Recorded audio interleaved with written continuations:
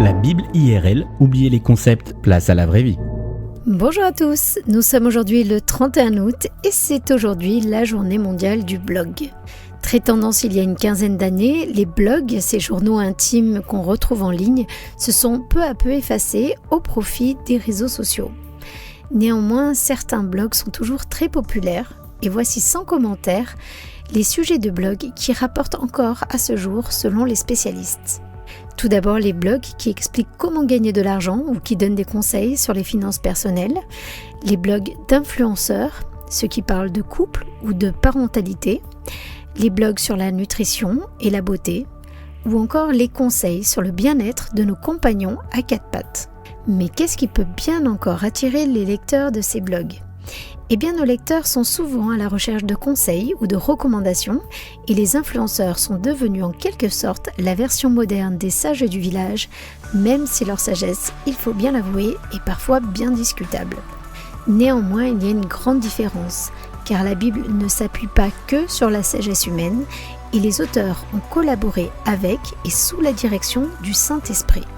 Alors évidemment, il faut remettre les choses dans leur contexte, car ces écrits s'adressent en premier lieu à une audience rurale, en majorité analphabète, vivant au temps de l'Antiquité, mais la sagesse divine qui a inspiré ces écritures n'a pas pris une ride et vaut la peine d'être recherchée encore aujourd'hui.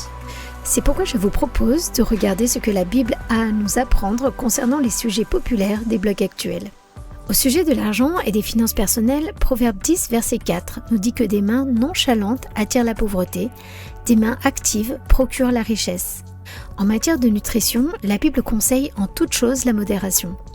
Proverbe 25, verset 16 nous dit « Si tu trouves du miel, n'en mange que ce qui te suffit, de peur que tu n'en sois rassasié et que tu ne le vomisses. » Vie de couple, Proverbe 5, verset 18 donne un conseil avisé aux hommes.